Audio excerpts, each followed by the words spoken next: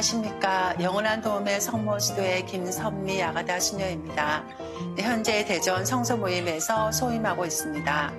오늘 이 자리에 함께 해주시는 분은 해화동과 도남동, 기름, 가톨릭 성서 모임 말씀의 봉사자 6분이 함께 해주십니다. 저희 기도로 함께 시작하겠습니다. 성부와 성자와 성령의 이름으로 아멘.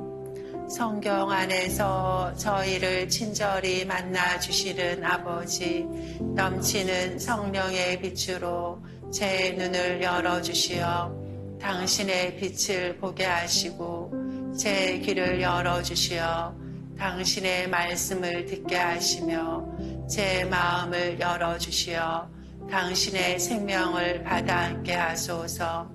그리하여 말씀의 진리가 얼마나 넓고 높고 깊은지 깨달아 알고 인간의 모든 지식을 초월한 그리스도의 사랑에 대한 뜨거운 감동으로 저의 모든 일상생활 가운데 새로운 기쁨과 당신의 능력이 빛나게 하여 주시며 저의 모든 형제들과 함께 당신의 영광을 찬미하게 해 주소서.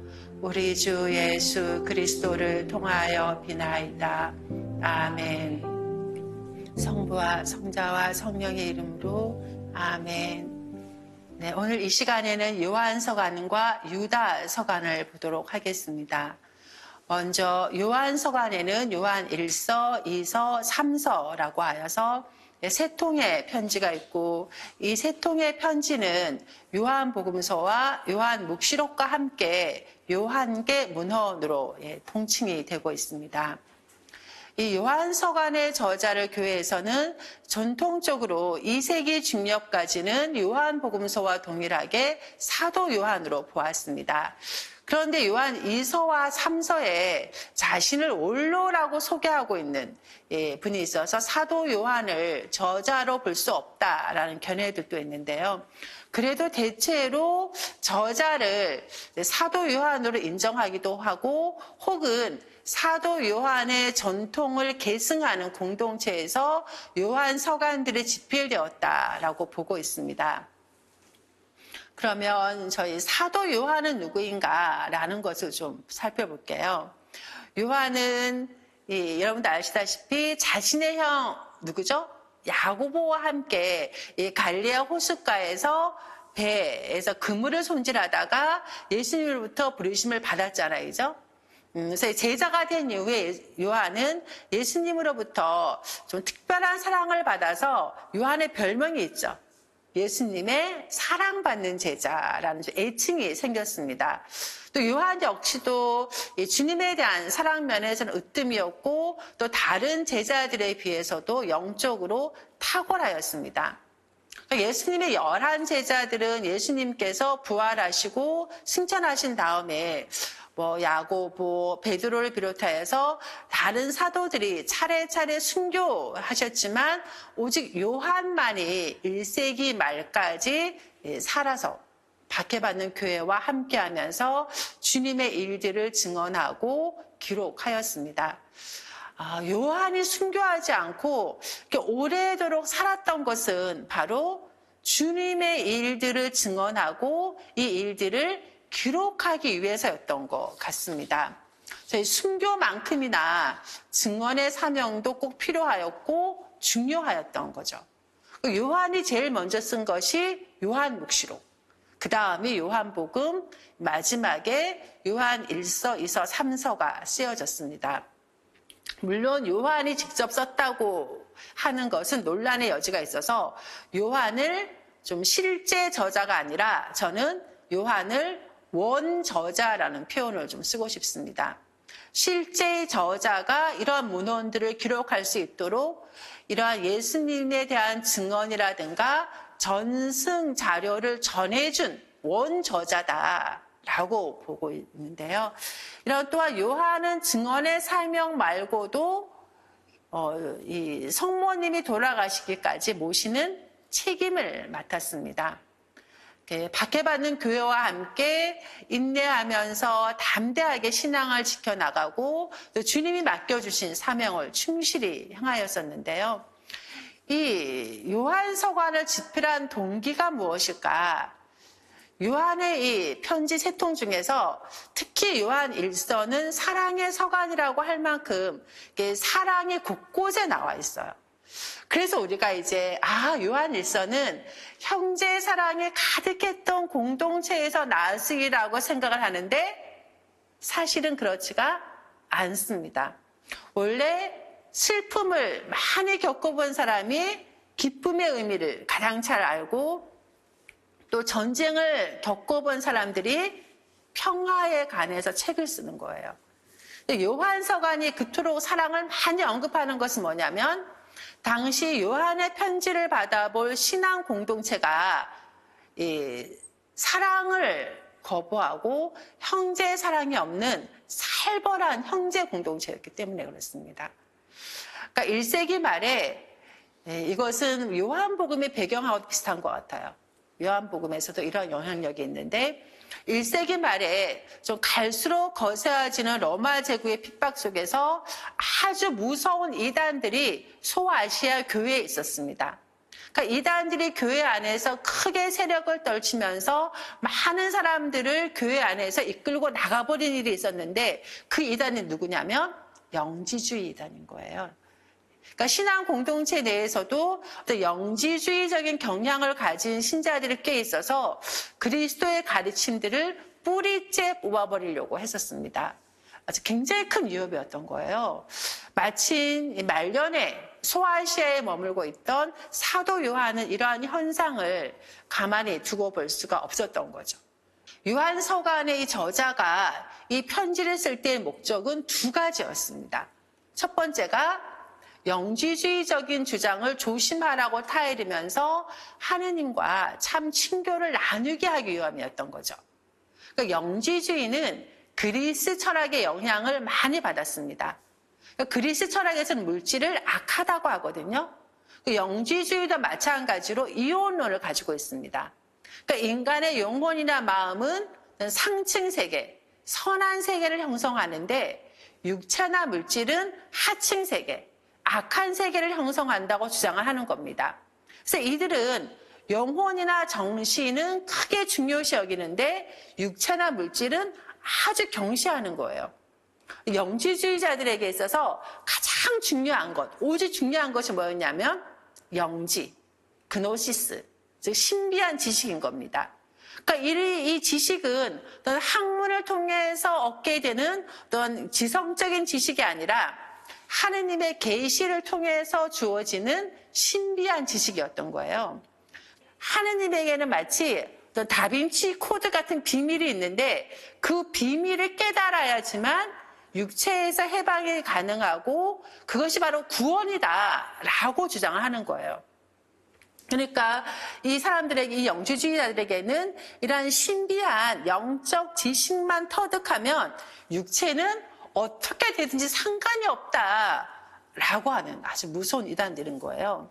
그러니까 영지주의자들은 뭐예요? 육체는 더럽고 악하다고 하니까 하느님의 아드님이신 예수님께서 이 육체의 옷을 입고 왔다는 것을 인정할 수가 없는 거예요. 부정하는 겁니다. 그러니까 예수님의 인성을 부정하는 거예요. 그래서 영지주의가 제시하는 이론이 뭐냐면 가현설, 가짜로 나타났다는 거예요. 이게 예수님이 인간의 모습을 통해서 보이긴 했지만 실제로는 아니라는 거죠. 가짜로 나타났다는 거예요. 그러니까 그럼 어떻게 돼요? 십자가에서 예수님이 고통당하고 돌아가시는 것도 쇼한 거죠. 굉장히 이제 이상하게 되는 겁니다. 근데 얼핏 듣기에 그 당시에는 이러한 영지주의 이론이 굉장히 매력적이었기 때문에 엘리트들이라고 하는 신자들이 굉장히 많이 영지주의 이론에 빠져들었던 거예요. 또 그러한 사람들이 많은 사람들을, 교회 신자들을 데리고 이끌고 나갔습니다. 그래서 초대교회가 이런 영지주의 이단으로 굉장히 타격을 받았고 후유증도 컸습니다. 이러한 분위기 속에서 요한서가는 실제 인간으로 오셔서 사람들 가운데 머무르시면서 사랑을 실천하셨던 예수님과 우리가 어떻게 하면 살아갈까? 어떻게 하면 예수님을 깨달을 수 있을까라는 것을 고민을 많이 했습니다. 그래서 이 형제들에게 이런 형제 사랑을 강조할 필요성을 느꼈던 거죠. 그래서 요한일서 곳곳에 보면 예수님은 인간의 몸을 입고 오시고 예수님을 모신 우리는 형제를 사랑해야 한다라는 주제가 곳곳에 나옵니다. 그래서 하느님께서 요한을 그렇게 오래 살게 한 이유가 그래도 사람들은 요한의 말은 존경하고 들었기 때문이 아닐까라 생각하는데요. 어째 요한은 예수님을 곁에 모셨던 제자이고 또 직접 본 제자로서 이 문제를 어떻게든 좀 해결하고 하늘나라로 와라 라고 하셨던 것 같아요. 이러한 요한서간의 저술 연대는 대략 한 100년경, 요한복음서보다 늦게 쓰였으니까 약간 늦은 100년경에 에페소 혹은 시리아에서 쓰였을 것으로 추정합니다. 이 요한서간은 어느 특정한 개인이나 교회에 보낸 편지가 아니고 소아시아 교회 모두에게 보낸 해람 편지라고 할 수 있습니다. 요한의 첫째 서간을 좀 본문으로 들어가 보면은요, 바오로나 어떤 베드로의 서간을 보면 편지 서두에 인사가 있는데 여기에는 전화를 걸자마자 용건부터 이야기하는 식으로 본론을 전합니다. 그만큼 본론이 급해서 서론이 필요 없다는 것인데요. 그러니까 급하게 꺼내고픈 주제는 무엇이냐면 1장 1절 같이 한번 읽어보시겠습니다. 처음부터 있어 온 것, 우리가 들은 것, 우리 눈으로 본 것, 우리가 살펴보고 우리 손으로 만져본 것, 이 생명의 말씀에 관하여 말하고자 합니다. 여기서 생명의 말씀은 예수 그리스도를 가리킵니다. 그러니까 예수님은 어떤 분이냐면 요한복음서 머리끝에서처럼 태초부터 아버지 하느님과 함께 계시다가 우리에게 나타나신 분이라는 거죠. 그래서 우리가 귀로 들었고 눈으로 보았고 우리가 손으로 직접 만져본 일상생활에서 체험한 분이다. 이건 뭐예요? 예수님의 인성을 강조하는 겁니다. 그러니까 저자는 머리말에서부터 이렇게 예수님의 인성을 강조하는 거죠. 그래서 예수님을 직접 체험한 사람들의 증언을 여러분에게 선포하겠다라고 얘기를 하면서요. 요한서간의 저자는 이제 하느님을 빛으로 소개하고 있습니다. 1장 5절을 보시면 하느님은 빛이시며 그분께는 어둠이 전혀 없다는 것입니다. 그런 빛은 어둠과 대조가 되는 좀 밝고 환호하는 것인데요. 빛 안에 머무른 신자들은 요한서간에 의하면 서로 사랑하면서 의로움을 실천하는 하느님의 자녀가 되기를 권고합니다. 그래서 이 하느님이신 예수님을 알고 그분과 친교 안에 머물기 위해서 요한서간이 제시하는 방법은 계명을 준수하는 것, 특히 형제를 실천하는 것을 강조하고 있습니다. 그래서 2장 3절과 4절에도 보시게 되면 같이 한번 읽어보실까요? 우리가 하느님의 계명을 지키면 그것으로 우리가 그분을 알고 있음을 알게 됩니다. 나는 그분을 안다 하면서 그분의 계명을 지키지 않는 자는 거짓말쟁이고 그에게는 진리가 없습니다. 그러니까 어떤 사람이 스스로 하느님을 안다고 하면서 하느님의 계명을 지키지 않으면 그의 말은 거짓말이며 진리가 아니다.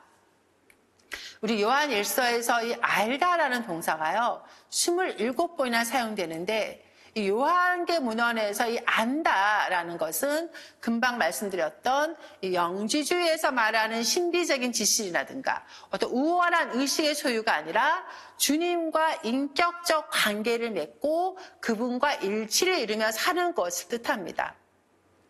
그래서 이러한 사랑의 실천을 이야기하는데요.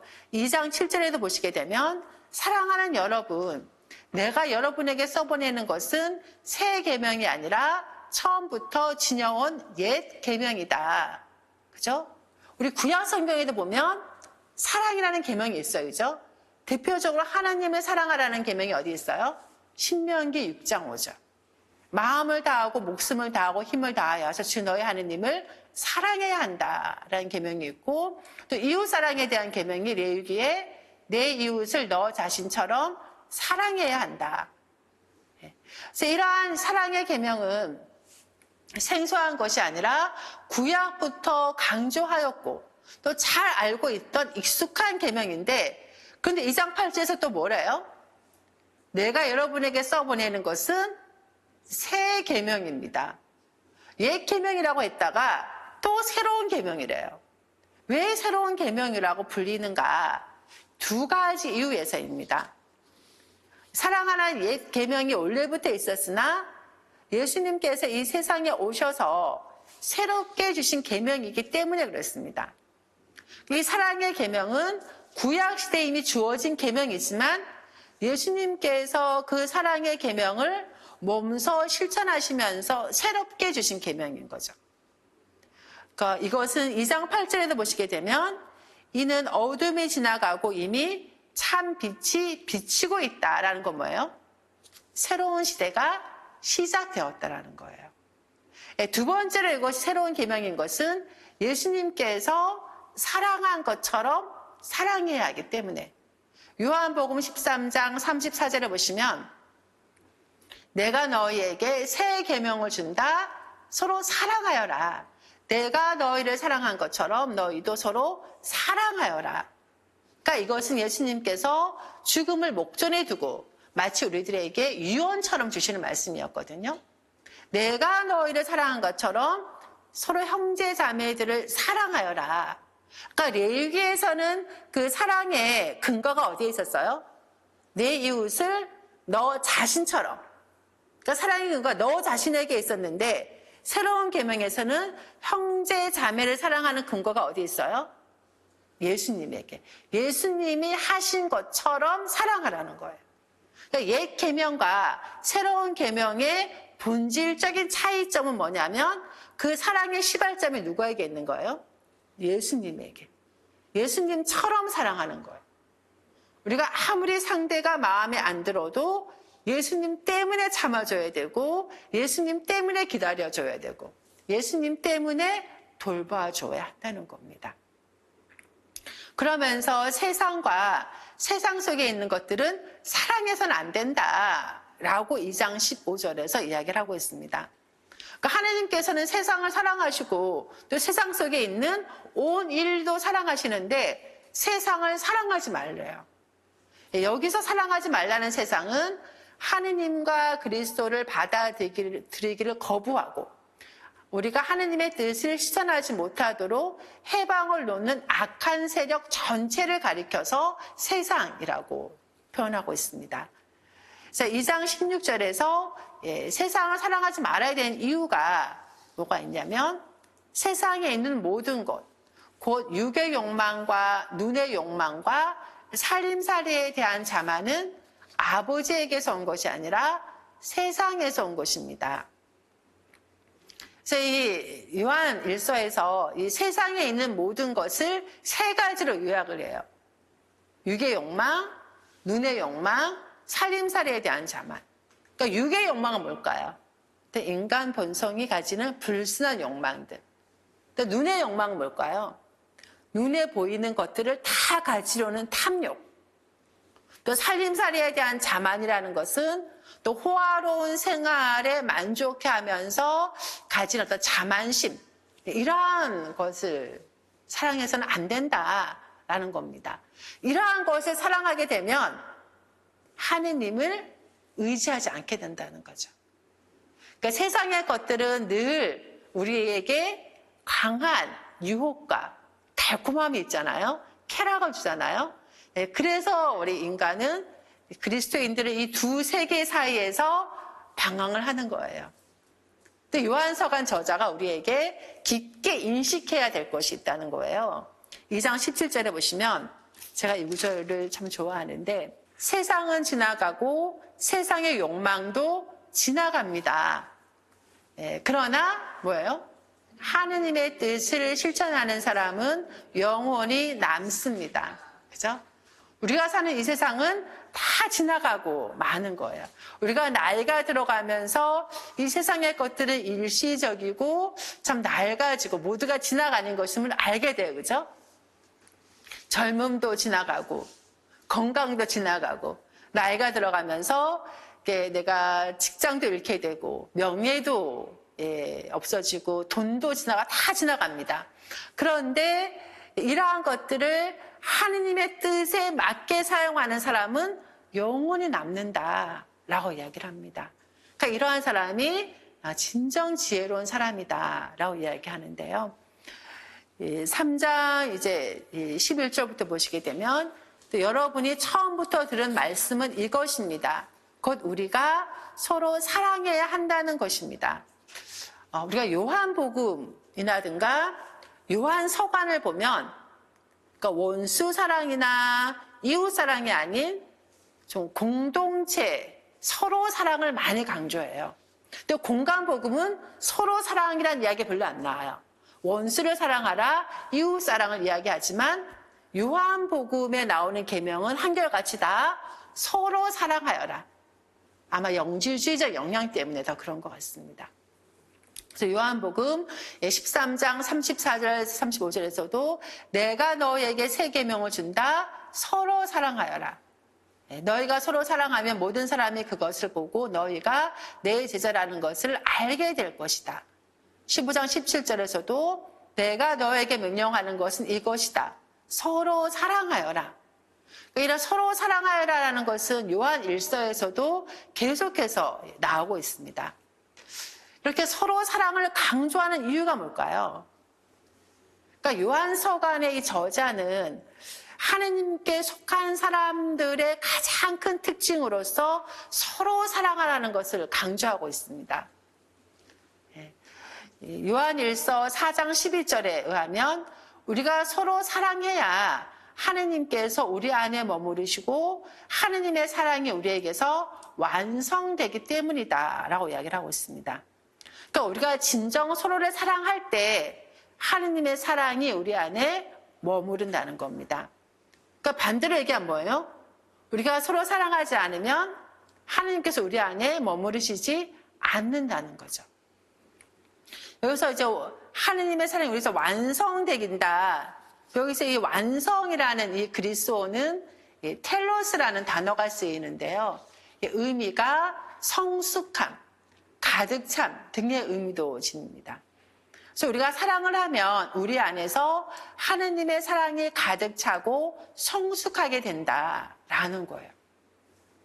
요한복음 13장 35절에 보시면 너희가 서로 사랑하면 모든 사람이 그것을 보고 너희가 내 제자라는 것을 알게 될 것이다.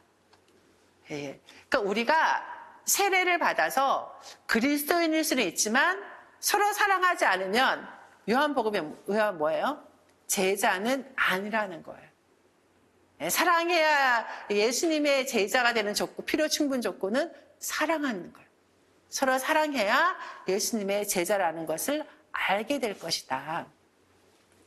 그래서 요한일서 3장 18절에서도 자녀 여러분 말과 혀로 사랑하지 말고 행동으로 진리 안에서 사랑합시다. 참된 사랑은 구체적인 행동으로 옮겨져야 한다는 겁니다. 형제의 궁핍함을 외면하지 않고 서로 나누는 것인데요. 그러니까 예수님에게서 드러난 하느님의 사랑을 자기 삶에서 구현해야 비로소 그것이 그리스도적인 사랑이 되고 이렇게 사랑을 해야 진리에 속하게 된다라고 이야기를 하고 있습니다. 근데 이 사랑을 할 때 중요한 것이 있어요. 그 사랑을 할 때는 나의 사랑으로 하는 것이 아니라 하느님에게서 그 사랑을 받아야 한다는 겁니다. 이게 굉장히 중요한 건데요. 그러니까 요한은 서로 사랑해야 하는 이 근거를 4장 7절과 8절에서 제시를 합니다. 같이 한번 읽어보실까요? 사랑은 하느님에게서 오는 것이기 때문입니다. 사랑하는 이는 모두 하느님에게서 태어났으며 하느님을 압니다. 사랑하지 않는 사람은 하느님을 알지 못합니다. 하느님은 사랑이시기 때문입니다. 그러니까 사랑은 누구에게 속한 거냐면 하느님에게 속한 것이고 하느님의 속성이고 본질인 겁니다. 그러니까 우리가 사랑을 실천하는 것이 중요하긴 하지만 그 사랑을 실천할 때 나에게서 나오는 사랑이 아니라 하느님에게서 오는 그 사랑을 받아서 사랑을 해야 하는 것이 중요합니다. 그러니까 하느님에게서 오는 사랑이 아니라 나에게서 나오는 사랑으로 사랑을 하면 어떻게 할까요? 어떻게 돼요? 그 사랑은 대부분이 상대를 있는 그대로 존중하면서 성숙시키는 사랑이 아니라 자기 중심적인 사랑을 하게 되고 어쩔 수 없이 자기 구속적인 사랑을 하게 됩니다. 그런 사랑을 하기 쉽기 때문에 하느님의 우리를 있는 그대로 보시고 또 성숙시키는 사랑, 자유롭게 하는 그러한 사랑을 받아야 그 사랑을 우리도 행할 수가 있습니다. 우리는 주님에게서 오는 그 사랑을 받아서 가까이에 있는 가족들부터 사랑하고 친척들, 점점점 교회 공동체, 세계 이웃에게로 넓혀가야 한다라는 것을 이야기하고 있습니다. 요한일서의 저자는 편지를 마무리하면서 다시 한번 글을 쓴 목적을 밝히고 있습니다. 같이 한번 읽어보실까요? 내가 여러분에게 곧 하느님의 아드님의 이름을 믿는 이들에게 이 글을 쓰는 까닭은 여러분이 영원한 생명을 지니고 있음을 알게 하려는 것입니다.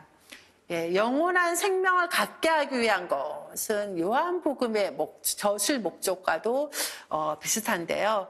영원한 생명은 이렇게 하느님과 하느님의 아드님을 믿는 이러한 사람들에게 주어지는 선물이라고 볼 수 있습니다. 요한의 둘째 서간으로 넘어가면요. 요한 2서는 전체가 13절로 구성된 아주 짧은 편지입니다. 그러니까 전반적인 내용은 요한 1서의 내용과 거의 비슷합니다. 편지의 서두에서 이제 저자는 자신을 원로라고 밝히고 있습니다. 요한 2서 1절을 보시게 되면 원로인 내가 선택받은 부인과 그 자녀들에게 인사합니다. 그래서 이제 이 원로가 누구인지에 대한 의견이 분분한데요. 초대교회 공동체에서는 이 원로를 좀 존경스럽고 권위 있는 분에게 부여한 칭호로서 이 원로는 교회의 지도자 혹은 사목자이기도 하였습니다. 이 원로가 선택받은 부인과 그 자녀들에게 인사하는데요. 이 표현은 선택받은 부인, 이러니까 특정한 여성을 가리키는 것 같은데 그것이 아니라 예수님의 진리를 받아들이는 교회와 그 교회 안에서 신앙을 살아가는 성도들을 가리키는 상징적인 표현이라고 볼 수 있습니다. 그러니까 3절에서 원로는 진리와 사랑 안에서 살아갈 것을 강조하고 있습니다. 그러니까 요한 2서에서도 예수님 안에 머물면서 사랑을 실천하는 것이 진리 안에 머무는 것이고 또 그렇게 머물 때 참된 신앙인으로 살아갈 수 있다고 강조하고 있습니다. 그러니까 요한 2서에서도 진리 안에서 살아간다는 것은 그러니까 하느님께서 내리신 사랑의 계명에 따라서 서로 사랑하는 것을 뜻하고 있는데요. 그렇게 사랑을 실천하는 신자들의 반대편에는 7절에 보시면 속이는 자들이 있다는 겁니다. 속이는 자들을 특별히 누구 가리킬까요? 영지주의자들. 영혼은 거룩하고 육체나 물질은 악하다고 하는 또 흑백 이혼론에 입각한 영지주의 영향을 받아서 좀 예수님의 육화를 거부하는 사람들. 그래서 이 요한 2서에서도 역시 예수님의 육화 개념이 거듭 강조되고 있습니다. 사람의 몸으로 이 땅에 오신 예수님은 100% 인간이시고 100% 하느님이시라는 거죠. 두 개의 구별되는 본성이 한 분 예수님 안에서 온전히 결합하여서 이 세상에 존재하셨습니다. 요한 2서에서는 이러한 거짓 예언자의 가르침에 빠지지 않기 위해서 요한 2서가 제시하는 것은 먼저 살피라는 겁니다. 자신을 살펴라. 이 살피는 것은 뭐냐면 그 다음 절에 나오는 예수님의 가르침 안에 머무는 것입니다. 예수님의 가르침 안에 머물지 못하고 벗어나는 사람들은 예수님의 가르침을 예곡하는 거짓 예언자들이다. 10절에 보시게 되면 뭐라 얘기하냐면 누가 여러분을 찾아가 이 가르침을 내놓지 않으면 그를 집에 받아들이지도 말고 인사하지도 마라 라고 엄격하게 이야기를 합니다.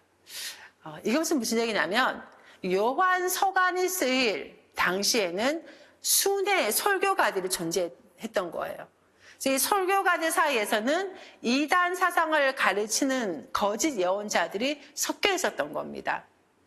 그래서 이 저자는 그러한 이단, 거짓 가르침을 가르치는 이단자들과는 친교는 물론이고 인사조차 하지 마라. 이처럼 올바른 우리가 신앙 안에 머물려면 잘못된 가르침을 식별하여서 좀 단호하게 거부해야 할 것을 권고하고 있습니다. 그래서 예수님의 육화를 부정하는 영지주의의 이단을 좀 단호히 물리칠 것을 요구하고 또 그렇게 하는 것이 참된 신앙인의 의무라고 가르치고 있습니다. 요한의 셋째 서가는 신약 성경에서 가장 짧은 글이에요. 그러니까 내용을 보면 요한복음이라든가 요한 1서, 2서에서 계속되었던 사랑의 실천, 예수님의 육화 이런 이야기들은 드러나지 않아요. 그러니까 3서에서 집중적으로 드러나는 것은 어떤 순회 선교사라고 할 수 있는 이들에 대한 환대 또는 거부에 대한 이야기가 도드라지게 나타납니다. 그러니까 순회 선교사 혹은 순회 설교가라고 표현을 하고 있는데요. 요한 2서에 등장했던 원로가 요한 3서에서도 등장하고 있습니다. 그러니까 원로인 내가 사랑하는 가이오스에게 인사합니다. 여기서 이 원로는 어느 정도의 권위와 책임을 맡은 또 교회 공동체의 지도자로 볼 수가 있는데요. 이 원로가 이 가이오스에게 인사하는데요. 이 가이오스라는 이름은 당시에 흔한 이름이었습니다. 신약 성경의 다른 곳에서도 이 가이오스라는 이름이 세 곳에서 언급되는데 이 세 명 가운데 그 누구도 이 서간에서 말하는 가이오스와는 같은 인물이라고 볼 수는 없는 겁니다. 이 가이오스는 4절에 보면 진리 안에서 충실히 신앙을 증거하고 살아가는 사람으로서 무엇보다도 또 순회 설교가들에 대해서 환대가 좀 극진하였던 이러한 사람이었습니다. 당시의 순회 선교사들은 로마 제국에 잘 발달된 도로망을 이용하여서 여러 지역을 순회하며 설교하긴 했지만 먹는 일이라든가 잠자리를 해결하는 일은 결코 만만치가 않았던 거예요. 제 성도들의 도움에 의지하여서 숙식을 해결할 수밖에 없었습니다. 따라서 초대교회에서 이런 순회 선교사들은 교회 공동체의 도움에 온전히 의지하면서 선교활동을 펼쳤었거든요. 그래서 때는 순회 설교가들에 대한 환대가 교회 공동체가 행해야 할 좀 당연한 실천, 과제이기도 하였습니다. 저자는 왜 성도들이 이렇게 마땅히 순회 설교가들을 환대해야 하는지를 말하고 있는데요. 7절과 8절에 보시면 이러한 순회 설교가들을 정성껏 돌보아줘야 한다는 거예요. 그게 돌보아주어야 합니다. 의무예요. 호의를 베풀어도 좋고 안 하면 할 수 없고 그런 차원이 아닌 거예요. 마땅히 돌보아 주어야 하는 의무가 있는데 그렇게 하면 우리는 진리의 협력자가 되는 것입니다. 순회 설교가들을 돌보는 것은 신앙 공동체가 마치 빚을 갚듯이 당연히 갚아야 할 도리라는 거죠. 그러니까 우리가 하느님께로부터 은혜를 받았으면 그 은혜를 순회 설교가들을 극진히 환대하는 것으로 갚아야 한다. 마치 지금 우리가 하느님에게 축복을 받았으면 그 축복을 이웃을 사랑하는 것이 마땅히 갚아야 하는 빚이라는 거죠. 이러한 개념으로 지금 요한서간 저자가 이야기를 하고 있습니다. 이렇게 할 때 우리는 진리의 협력자가 된다는 거죠. 바울 사도 비슷하게 표현하기를 하느님의 협력자가 된다라는 표현을 했었거든요. 그래서 이것은 우리가 그 당시에 이런 순회 설교가들을 함대하고 돌보는 것은 교회의 또한 본질적인 사명이기도 했다라는 것을 알려주고 있습니다. 그런데 이제 요한서에 보면 이런 교회 안에는 가이오스와 같은 성도들만 있는 것이 아니라 그 반대의 인물, 그래서 이 디오트레페스에 대한 이 사람을 비판을 하고 있는데요. 이 디오트레페스는 원로의 권위를 인정하려 들지 않고 첫째 자리에 있기를 좋아하는 좀 타락한 지도자로서 그의 악행을 좀 비판을 하고 있습니다. 반대로 이제 데메트리오스에 대해서는 찬사를 하고 있는데요. 아마도 이 데메트리오스는 요한 3서를 갖고서 가이오스에게 가는 순회 설교가일 가능성이 크다고 보고 있습니다. 이 데메트리오스가 얼마나 신실한 성도였는지를 전하면서 예수님의 가르침은 이런 순회 설교가를 통해서 지속적으로 여러 교회에 전해져야 하는 참된 복음이다라는 것을 알려주고 있습니다. 오늘 마지막으로 유다 서간을 이제 보게 되는데요. 유다 서간이라는 것은 유다가 쓴 편지라는 뜻입니다. 그러니까 유다는 자신의 신분을 가리켜서 예수 그리스도의 종이며 야고보의 동생인 유다가라고 이야기를 하고 있습니다. 이 야고보는 누구일까요? 예수님의 12 제자 가운데 하나인 제베데오의 아들 야고보가 아니라 예수님의 형제로 불리는 유다예요. 우리 복음서에 보게 되면 마르코 복음에서도 마테오 복음에서도 예수님을 향해서 얘기하다가 그의 형제들은 야고보, 요셉, 시몬, 유다가 아닌가라는 내용이 나오거든요. 이럴 때 형제라는 말은 같은 부모에게서 태어난 형제를 가리키는 것이 아니라 사촌이나 친척 간의 의미로 형제를 사용해요. 그러니까 우리는 족보 문화가 발달하여서 굉장히 이제 이 이종사촌, 고종사촌하고 이렇게 촌수라든가 이런 칭호가 잘 되어 있잖아요. 여기는 사촌 가운데 다 형제라는 단어를 똑같은 단어를 씁니다. 그러니까 사촌이나 친척 간의 형제인 것인데요. 이 편지를 쓴 장소는 유다가 주로 활동했던 예루살렘으로 보입니다. 그 편지의 수신인은 팔레스티나 또는 시리아, 소아시아 지역의 교회들의 유다계 그리스도인들, 즉 유다인 그리스도 신자들. 편지를 쓴 시기는 대략 50년에서 90년 사이로 보고 있습니다. 그러니까 유다가 편지를 쓴 목적은 4절에 잘 나와 있는데요. 그러니까 이단 사상에 물든 거짓 교사들이 교회에 몰래 숨어 들어왔기 때문에 이들로 인해서 교회가 흔들릴 위기에 처해 있음을 알고 믿음을 지키기 위하여서 힘써 싸울 것을 공고하기 위해서입니다. 거짓 교사들이 요한서관과 마찬가지로 초대교회를 극도로 혼란하게 했던 영지주의자들이라고 추정을 하고 있습니다. 그래서 이 유다 서간은 편지 대부분이 다 거짓 교사들에 대한 경고로 이루어져 있는 좀 해람용 공동 서간이라고 볼 수 있습니다. 그리고 초대교회 때 얼마나 이러한 거짓 교사들로 인해서 교회가 위기에 처했었는지를 좀 알게 되는데요. 유다는 이런 신앙을 위해서 온갖 노력을 다하라고 초대할 뿐만 아니라 또 신자들이 믿음을 위해서 어떻게 싸워야 하는지도 가르쳐주고 있습니다. 그러니까 먼저 유다는 이렇게 하느님께 엄중한 심판을 받은 성경의 여러 인물들을 제시하면서 거짓 교사들을 비판합니다. 첫 번째로 제시하는 인물이 이집트에서 탈출했으나 믿지 못하여서 광야에서 수시로 불평불만을 터뜨리다가 끝내 약속의 땅에 들어가지 못한 이스라엘 백성들을 가리키고, 두 번째로는 자기 영역을 지키지 않고 거주지를 이탈하였다가 영원한 사실에 묶여서 어둠 속에 떨어진 천사들을 6절에서 제시하고 있습니다. 세 번째로는 불륜과 변태적인 유혹에 빠져 지내다가 영원한 불의 형벌을 받은 소돔과 고모라, 그 주변 고을들을 심판의 본보기로 제시하면서요. 유다는 이처럼 타락한 천사들과 소돔과 고모라 사람들이 하느님의 질서를 거역함으로써 영원한 불의 그 형벌을 받은 것 같이 거짓 교사들도 이렇게 영원한 불의 심판을 받게 될 것이다 라고 이제 경고하고 있습니다. 그러면서 그들이 진정 본받아야 할 인물로 누구를 제시하냐면 미카엘 대천사를 제시해요. 미카엘 대천사를 제시한다는 게 좀 의외이긴 한데 9절에 보시게 되면 이런 내용이 있습니다.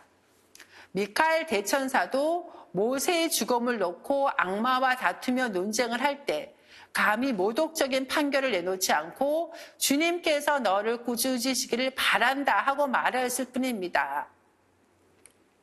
그러니까 미카엘 대천사가 자신이 대천사임에도 자신이 판결을 내리지 않고 하느님께 그것을 맡겼다는 거예요.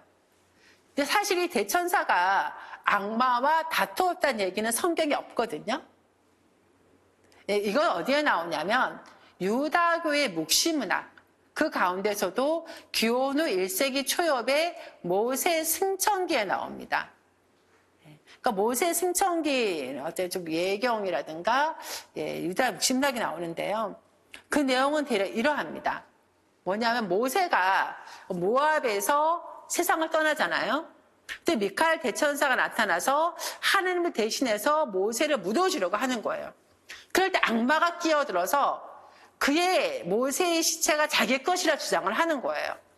왜냐하면 모세가 이집트 사람을 살해했기 때문에 그의 육신에 대한 권리가 자기에게 있다. 이때 미카엘 천사가 직접 악마를 꾸짖지를 않고 이렇게 스가랴 예언자의 말을 빌려서 사탄아, 주님께서 너를 꾸짖으신다. 또 악마가 도망갔고 미카엘은 이제 온갖 예를 갖추어서 모세의 시신을 묻어줍니다. 그러니까 유다는 이렇게 당시 널리 알려져 있던 이 이야기 인용하여서 거짓 교사들을 비판하는 근거로 말을 하고 있습니다. 그러니까 미카엘 대천사의 겸손함과 또 그들의 오만함을 대조시켜가지고 거짓 교사들을 적나라하게 고발하는데요. 그러면서 이제 11절에 보시면 성경의 인물들 가운데에서 파멸의 운명을 맞은 세 사람의 예를 들고 있습니다. 카인과 발라암과 코라. 카인은 어떤 사람이에요?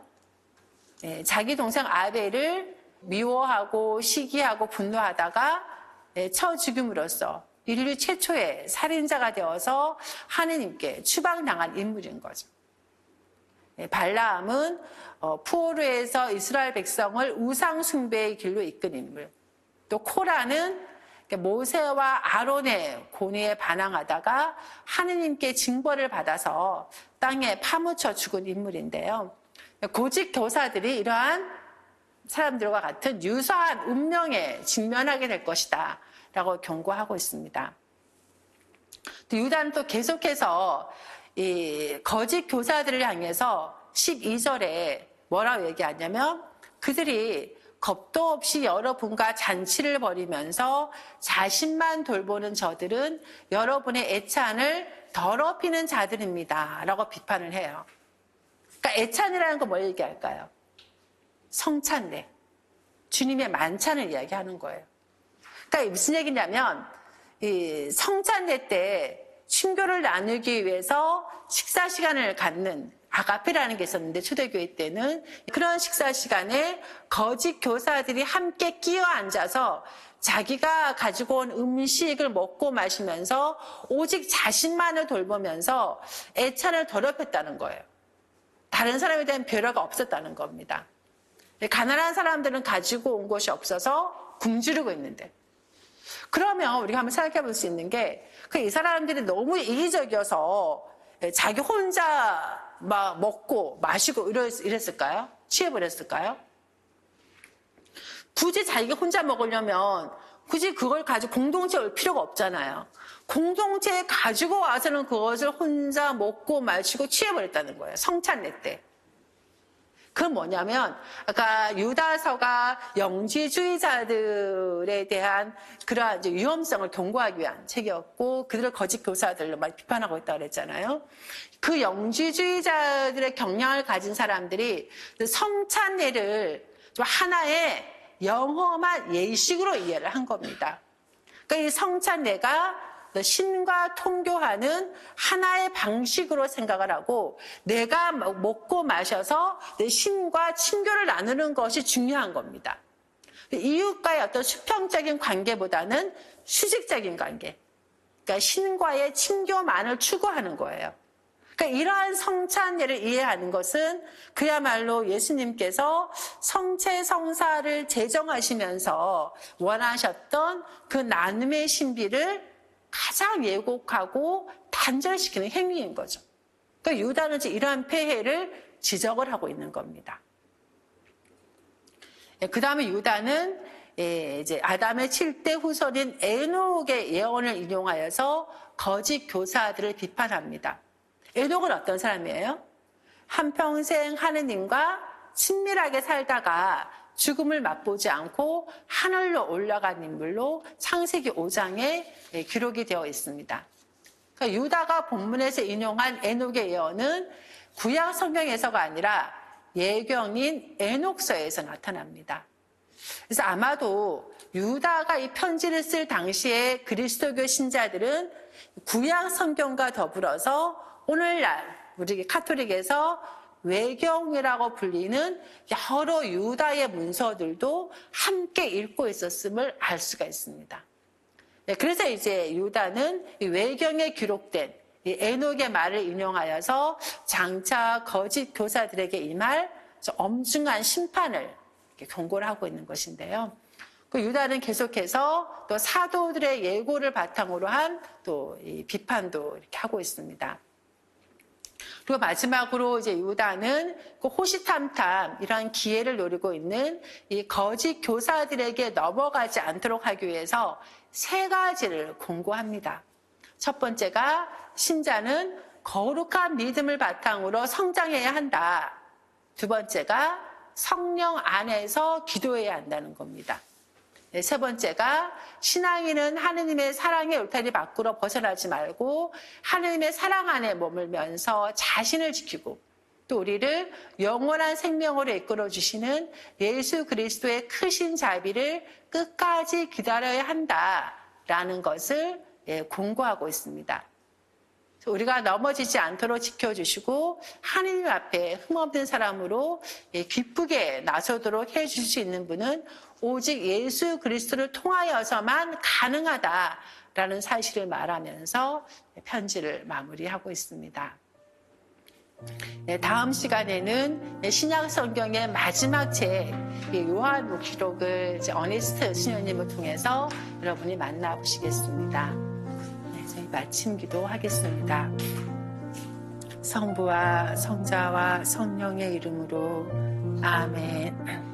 사랑이신 하느님 아버지, 당신의 외아드님을 이 세상에 보내시어 우리 죄를 위한 속죄 제물로 삼으시고 그분을 통하여 저희가 살게 해주셨으니 저희가 예수님이 보여주신 사랑의 삶을 구체적 행동으로 살아내며 주님과의 친교를 이루어가고 참 신앙을 거스르는 거짓된 가르침들과 유혹에 맞서서 굳건하게 신앙을 지켜나가며 저희가 살아가는 세상에서 빛의 역할을 충실히 해나갈 수 있도록 도와주소서.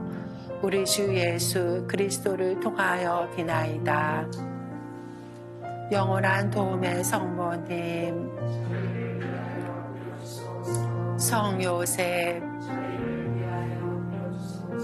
한국의 모든 순교자, 성부와 성자와 성령의 이름으로 아멘. 수고하셨습니다.